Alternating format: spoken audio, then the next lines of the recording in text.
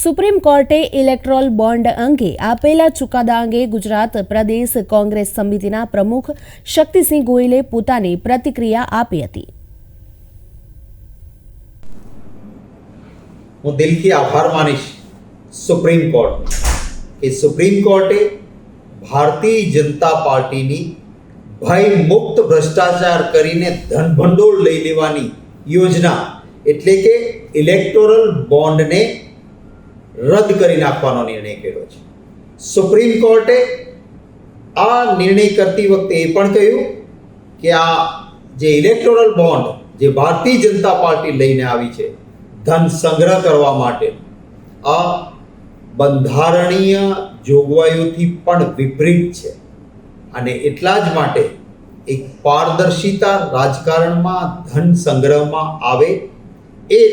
માટેનો માર્ગ ખુલ્લો કર્યો છે। વર્ષો સુધી કોંગ્રેસ પાર્ટી સત્તામાં રહી, કોંગ્રેસ પાર્ટીએ ક્યારેય પણ આવી રીતે પક્ષ ભ્રષ્ટાચારને છાવરીને ગુપ્ત રીતે ધન ભેગું થઈ જાય આવો ધંધો ક્યારેય